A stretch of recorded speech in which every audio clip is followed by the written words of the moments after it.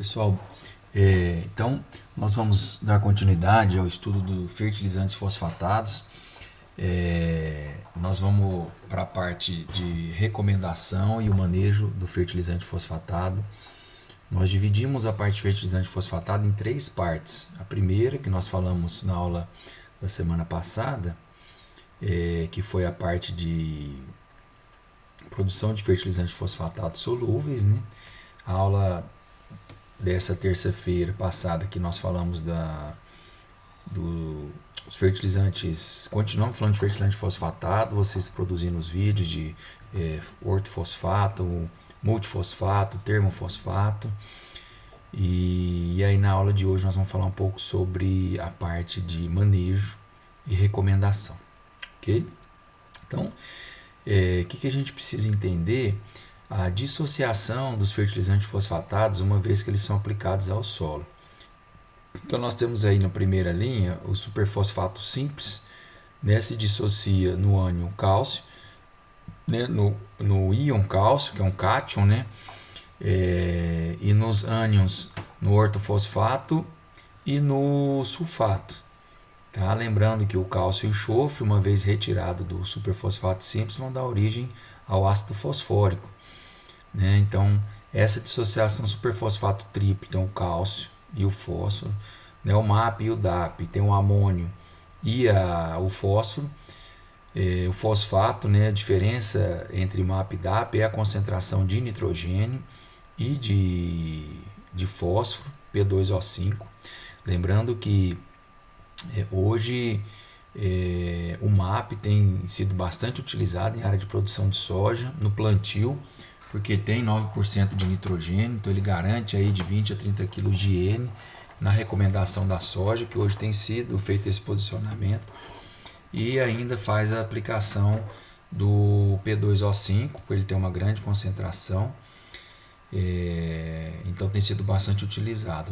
O multifosfato magnesiano, né, então tem aí o cálcio, o magnésio, o sulfato e o fosfato, né, então lembrando da importância do magnésio, que auxilia na absorção do fósforo pela planta, e o hiperfosfato, na dissociação lá no solo, cálcio e o fosfato. Então, a característica de algumas fontes, então nós temos a apatita, superfosfato e super simples. Apatita, característica baixa solubilidade, né? Então ela é usada para produzir fontes mais solúveis, como nós vimos na aula passada. Ela tem uma eficiência maior em solos ácidos, porque para que o fósforo que está associado ao cálcio possa ser dissociado, é necessário que haja acidez. Então, solos ácidos há essa liberação. E a eficiência tende a aumentar com o tempo, né? Então, à medida que o solo vai acidificando, vai aumentando a disponibilidade do P2O5 das apatitas. Tem o superfosfato, né, que tem um efeito no primeiro ano e continua com efeitos nos anos posteriores. Ele tem um bom residual também. Superfosfato simples, né, uma fonte de fosfato solúvel, ela é fonte de cálcio e enxofre e em torno de 18 a 20% de P2O5. Fosfato de amônio, que também é um fertilizante fosfatado solúvel, tem uma alta concentração de N P2O5, então o DAP, né, ele pode chegar a 16% de N, então ele tem uma grande concentração de N e pode chegar aí a 40%, 41% de P2O5. Tem boas propriedades físicas e químicas, então ele tem produzido em grânulos de boa dureza, o que evita, né, a desagregação desse material, a segregação do material, né, e tem boas propriedades químicas também. Não possui na sua composição cálcio e enxofre, e ele tem uma característica que é o aumento da pressão osmótica no solo.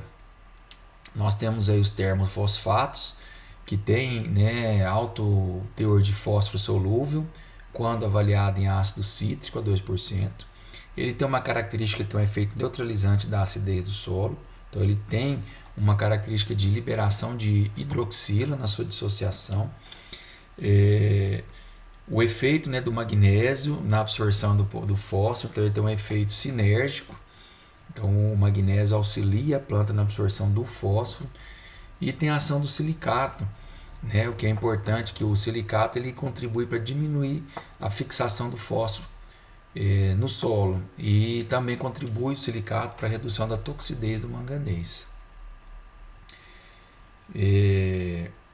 Continuando aí, o multifosfato magnesiano. Então, o termofosfato, um exemplo comercial é o iorim, né?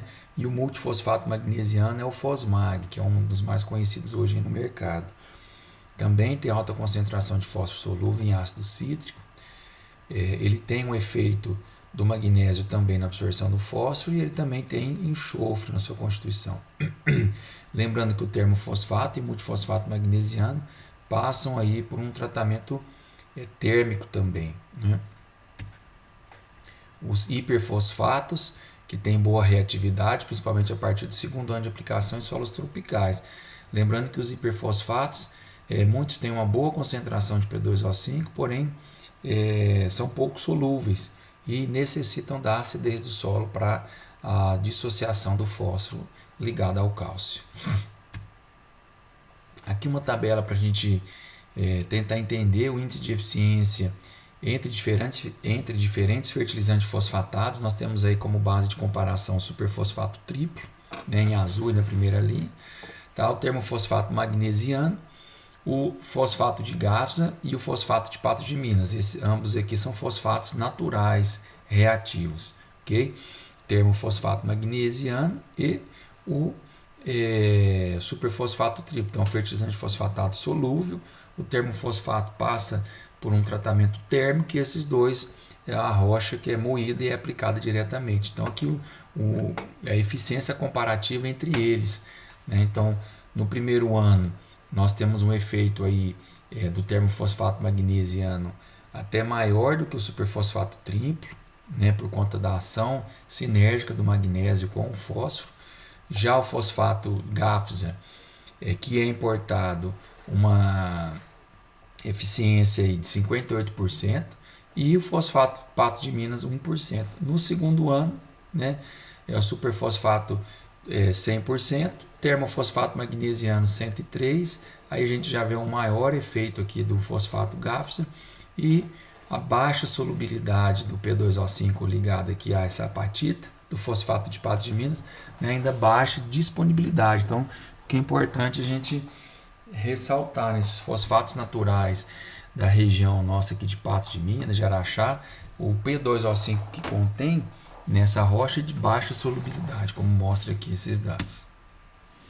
Aqui o rendimento de grãos na cultura da soja, diferentes doses de P2O5 e diferentes fontes, né? O que é importante a gente ressaltar? Quando nós trabalhamos com doses aqui de 50 kg, a gente pode ver uma maior produtividade de fertilizante fosfatado solúvel, que é o superfosfato triplo. Os outros três são fertilizantes de fosfato, são fosfatos naturais, né? Então são rochas fosfatadas que são moídas e aplicadas. Então a gente vê uma maior produtividade, porque a pronta disponibilidade do P2O5 presente no superfosfato triplo, né? E à medida que nós vamos passando aumento de dose, que a 100 kg continua maior produtividade do superfosfato triplo, já 400 kg de P2O5, o Gafsa se iguala aqui ao superfosfato triplo, tá? Então é importante a gente ressaltar, né, a pronta disponibilidade do P2O5 nos fertilizantes fosfatados solúveis. Lembrando que esses três são fosfatos naturais reativos, todos eles importados. Quando a gente vai falar de recomendação de adubação com o uso do fósforo, lembrando lá do nitrogênio, quais são os fatores que nós consideramos? A exigência da planta, né, que está associada à extração e exportação, e também o que tem disponível presente no solo. Então, quanto de P2O5 é o que a planta vai exigir, menos o que tem no solo, vezes esse fator. O que é esse fator? Eficiência de adubação. A adubação fosfatada em solo de cerrado, que são solos altamente intemperizados, com altos teores de óxido de ferro e de alumínio, óxido, hidróxido de ferro e alumínio, uma adubação fosfatada com boa eficiência chega a ser 30%. né? Por isso que nós comentamos, tem culturas que precisam de 20 kg de P2O5 e nós precisamos às vezes adubar 100, 120 kg de P2O5 por conta do que? Baixa eficiência da adubação fosfatada. Por isso que nós temos que adotar práticas para que a gente possa minimizar, né, essa perda ou essa competição do fertilizante fosfatado com o fósforo, tá? Com o solo, né? Então, quando nós partimos para a disponibilidade do fertilizante fosfatado, do fósforo no solo, hoje para determinação do fósforo disponível, mais comum o uso do método resina e do Mehlich, né? Ambas são metodologias já consolidadas, né? O estado de São Paulo tem o método resina como padrão, né? Aqui em Minas alguns laboratórios adotam resina como padrão, mas o padrão para Minas Gerais na maior parte dos laboratórios é o Mehlich. Lembrando qual que é a vantagem de um em relação ao outro. Mehlich é rapidez na determinação, né? Então laboratórios que chegam a determinar 800 a 1000 análises, fazer, né, de 800 a 1000 análises por dia, o Mehlich tem uma maior agilidade. Já o resina ele demora um pouco mais para ser feito, ok? Então aqui resposta, né, da cultura do milho, adubação fosfatada, né? Também tem uma curva de resposta, né, que é importante quando nós trabalhamos com as tabelas de recomendação, né? A produtividade relativa de 90 a 100%. Então, se 160 quilos nós atingimos aí 90% e vamos dizer que 200 quilos atingiu 100%, então a recomendação máxima é 160 a 200 quilos de P2O5, que mostra que acima de 200 não há resposta e incremento em produtividade, né? Ainda falando um pouco dos métodos de determinação do fósforo disponível no solo, quando nós falamos do método resina, lembrando das formas de fósforo no solo, né, e a interação com as partículas sólidas, nós temos aqui o fator intensidade, que é a quantidade de fósforo dissolvido na solução do solo, presente aqui na solução do solo. Temos o fator quantidade, que é quanto do fósforo que está adsorvido aos colóides do solo, e o fator capacidade, que é a capacidade que o solo tem, que o fósforo tem de sair da condição aqui ligada ao partícula sólida e vir para a solução do solo, ou seja, a capacidade que tem de repor o fósforo na solução, né? Então, solos que têm alto teor de argila, né, e altamente intemperizados, há uma maior interação, né, do ânion fosfato com o colóide do solo, né, e dificultando a passagem dele para a solução. Então, o maior fator capacidade acaba aumentando, né? Solos mais jovens e que tem um alto teor de fósforo, eles tendem a repor com mais facilidade o fósforo para a solução do solo. Então, quando a gente trabalha com metodologia de resina, o que nós estamos determinando? É o fósforo que está presente na solução do solo e essa capacidade que ele tem de repor, né? O método Mehlich, por ser um extrator ácido, o que ele determina? O presente na solução, e por conta da acidez do extrator, ele acaba dissociando o fósforo ligado ao cálcio e contabilizando ele como disponível, tá? Então, dependendo da condição do solo, o extrator Mehlich ele acaba superestimando a disponibilidade de fósforo. Já o método resina não, ele acaba sendo mais preciso quanto à disponibilidade. Principalmente essa superestimação ocorre em áreas que nós fizemos fosfatagem natural, ou seja, aplicou fosfato natural, fosfato reativo diretamente ao solo, e aí, quer dizer, o fósforo ainda está ligado ao cálcio. Quando eu levo para o laboratório e utilizo essa metodologia, eu acabo tendo superestimando a disponibilidade de fósforo, ok? Bom, formas de modalidade de adubação fosfatada, nós temos basicamente duas modalidades de adubação. Ou nós fazemos adubação fosfatada corretiva, né? Geralmente ela é feita em área total e conhecida como fosfatagem. É como se fosse fazer uma calagem, porém com fosfato natural, que é o mais comum. Tá? Ou podemos fazer também adubação de manutenção, que é o que? Adubação de reposição. A gente geralmente faz em suco na linha de plantio, no momento do plantio, junto ali com a semeadura. Tá? Então, são as duas modalidades, uma não substitui a outra e elas trabalham de forma complementar. Tá? Nós vamos falar um pouco mais adiante. Adubação corretiva, então ela tem o que? Como função o aumento da fertilidade do solo. Né? Então, algumas recomendações trabalham com teor de fósforo menor do que 15 mg por decímetro cúbico, nós entrarmos fazendo uma fosfatagem. Por quê? Quando a gente faz uma adubação de plantio, né, ou adubação de manutenção, que é no sulco de semeadura, sem a fosfatagem, normalmente há um menor aproveitamento do fósforo do fertilizante aplicado, por conta da concentração excessiva de raiz no suco, como mostra essa ilustração aqui. Né? Então, quando não fazemos adubação corretiva com fertilizante fosfatado, essa área entre linha, vamos dizer assim, aqui é um baixo teor de fósforo. E aí quando a gente faz adubação no suco, né, a raiz tende a concentrar onde está a maior concentração de fósforo. E aqui, como não foi feita a fosfatagem, ele acaba não se desenvolvendo satisfatoriamente. Então, a raiz das plantas ela tende a concentrar no suco de semeadura, onde está a maior concentração de fósforo. Mesmo que aqui tenha magnésio, cálcio, potássio, ela tende a concentrar onde tem uma maior concentração de fósforo. Tá? Então, a planta acaba não tendo acesso a toda a água e nutriente do solo. Então, toda essa área aqui acaba não sendo explorada pela raiz. Então, deixa ela mais suscetível aos veranicos. Quando a gente faz a fosfatagem, o que nós estamos fazendo? Uma aplicação do fósforo em área total.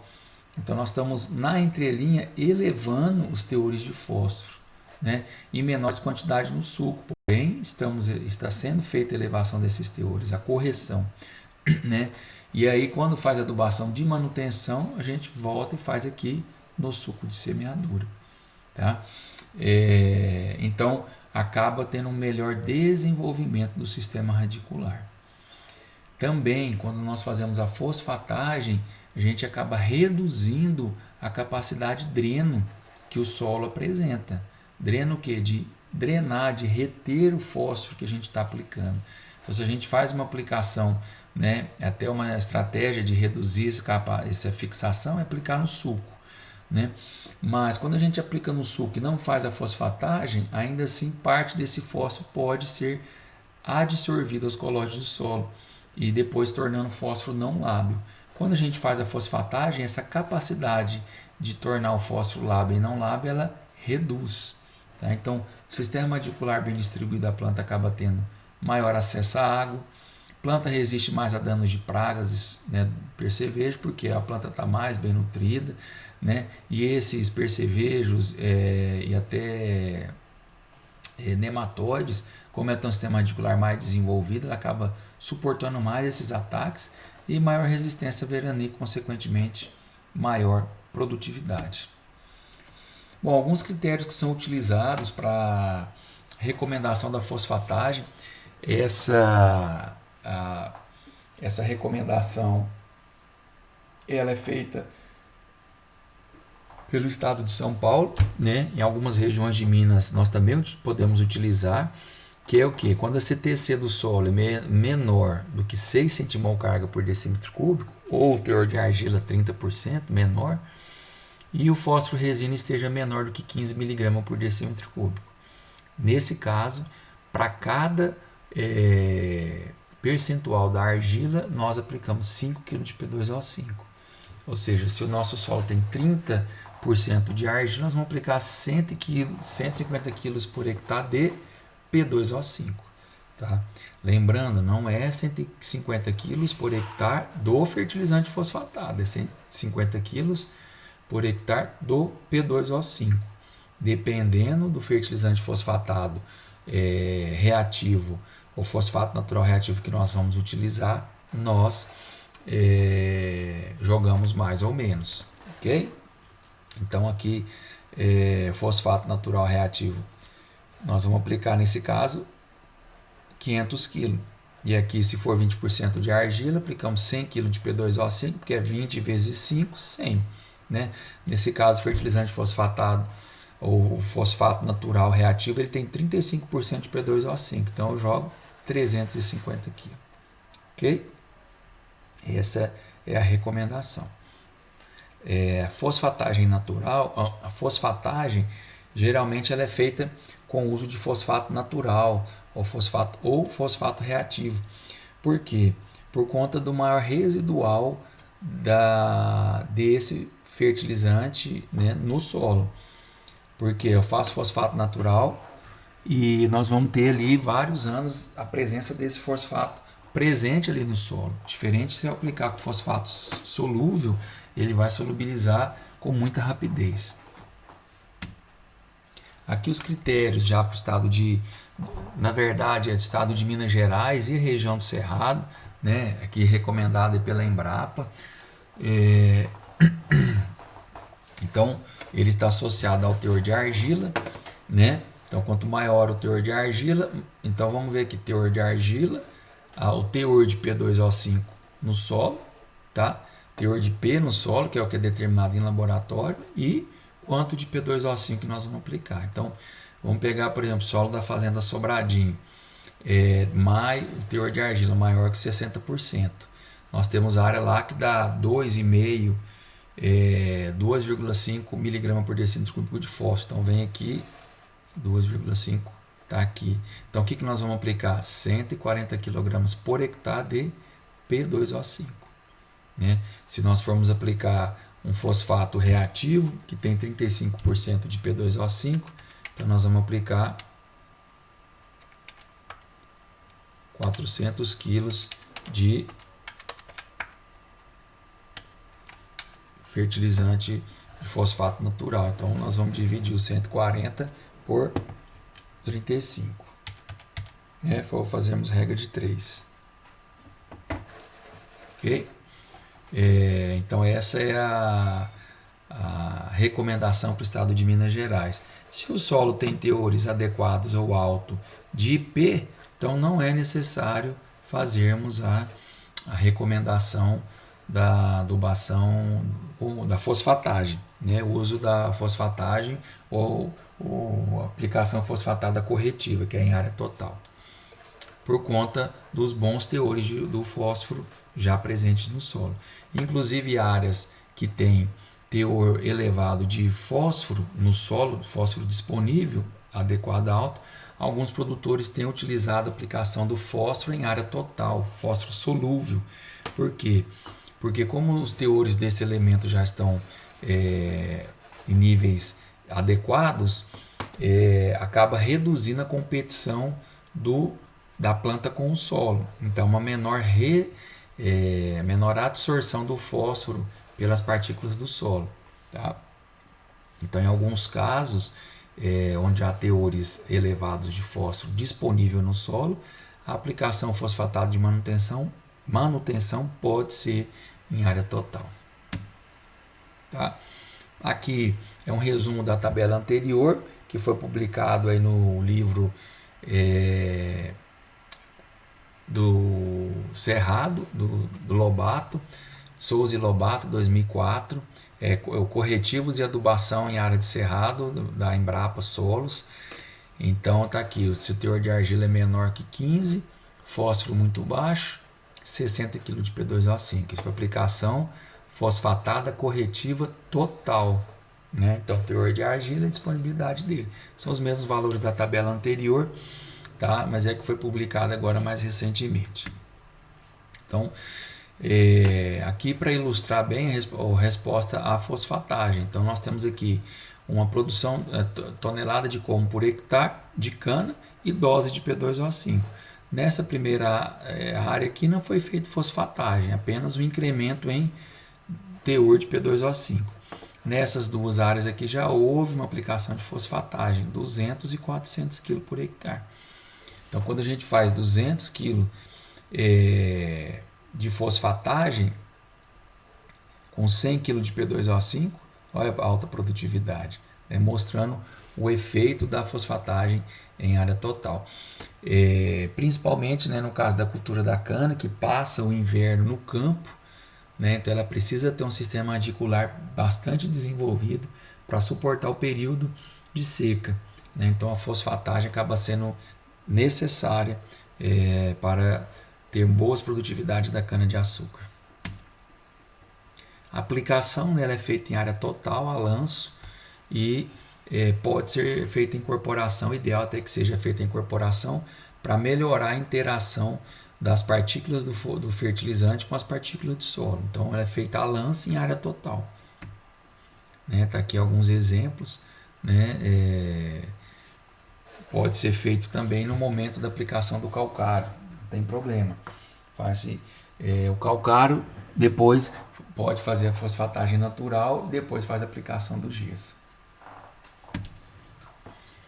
Então, alguns benefícios, né? Maior volume do P em contato com o solo. Né? Então, quando a gente faz a aplicação fosfatada solúvel, há uma menor fixação. Volume de solo explorado pela raiz aumenta. Né? Há uma maior absorção de água pela planta, maior absorção de nutrientes e uma maior convivência com pragas de solo. E a outra prática de adubação para o uso do fertilizante fosfatado é a adubação de manutenção, ou também conhecido como adubação de reposição. Quer dizer, nós vamos aplicar o que a planta necessita naquela safra. Aqui nós partimos para a interpretação do teor do fertilizante do fósforo no solo. Né? Então, como nós vimos, uma recomendação de adubação são fatores ligados à extração da planta e disponibilidade do elemento no solo. A extração da planta está associada à produtividade esperada. E a disponibilidade no solo, que é o que essa tabela traz aqui para nós, né? Quanto menor o teor, ou mais baixo o teor do elemento no solo, maior a quantidade que nós devemos aplicar. Então, primeiro a gente faz a classificação do teor do elemento no solo, quando nós vamos fazer a recomendação. Então, está aqui. Vamos pegar um solo novamente da Fazenda Sobradinho, 60% de argila, lá 65%, dependendo da área, maior que 60%, né? E 2,5 mg por decímetro cúbico de P. Então, o teor de fósforo lá na Fazenda Sobradinho, ele é classificado como baixo. Mas nós temos a área lá de culturas, de adubação, culturas anuais, que o teor de fósforo chega a 7. Então, nesse caso, 60% de argila maior, né, lá nessa área que já é cultivada há muitos anos, o teor é considerado como alto. E aí nós partimos para a recomendação. No caso aqui, o exemplo da recomendação de adubação para o milho, né, para cultura para grãos. Né? Então, se nós queremos vamos pegar aí 10 toneladas de grãos, então maior do que 8. E no caso, a disponibilidade de P é baixa, nós vamos recomendar 120 kg de P2O5. Então, o que é importante destacar? A disponibilidade é de P, porque no laboratório nós determinamos o teor de P presente no solo. Né? Agora, o fertilizante, ele vem na concentração com P2O5. Lembrando que cada fertilizante fosfatado tem um teor de P2O5, semelhante ao que nós comentamos na adubação com fertilizante nitrogenado. Então, se eu quero 10 toneladas, é maior do que 8, e o teor lá é classificado como baixo, baseado aqui, né? Nós vamos aplicar 120 kg de P2O5. Outro aspecto que é importante a gente observar: as classes muito baixo e baixo, quando é classificado o teor do elemento, quando nós vamos fazer recomendação, caem aqui na baixa. Então, se o teor do fósforo lá na Fazenda Sobradinho fosse 1,5, seria classificado como muito baixo. Nós viríamos aqui, ainda assim, aplicaríamos 120 kg de P2O5. E as faixas adequado e alto, aqui na recomendação, vem para o adequado. Ok? Então, o que nós estamos considerando aqui? Produtividade esperada, que é a capacidade de extração pela cultura. né? E a disponibilidade e o teor do elemento no solo.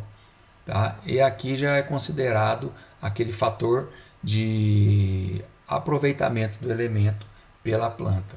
Tá? Então, certamente na cultura do milho não são esses 120 quilos que a planta vai precisar, mas aqui já é considerado a eficiência da adubação. Então aqui semelhante à tabela anterior, porém mais simplificada, né, que está lá na quinta aproximação. Então, ao invés dos baixo, muito baixo, aqui é considerado os teores, né? Aqui para o estado de Minas Gerais, né? Então os teores do elemento no solo, só que ao invés do extrator de mérico, o extrator resina. Produtividade esperada e a quantidade que nós devemos aplicar. Então, se o fósforo resina é 3, por exemplo, está entre 0 e 3, e a produtividade é 10 toneladas, lá o indicado é que não se faça a aplicação. Por quê? Porque um teor de fósforo 3 mg por decímetro cúbico, dificilmente nós vamos atingir ou ter a condição de ter 10 toneladas na produtividade. Então, essa observação que ele coloca lá no boletim 100, que é o boletim de recomendação de calagem e adubação para o estado de São Paulo. Então, agora, se o teor já é de 7 a 15, aí nós vamos aplicar 90 kg de P2O5. Tá? Aqui para a cultura da soja, a recomendação da adubação é conforme o teor no solo e a produtividade esperada.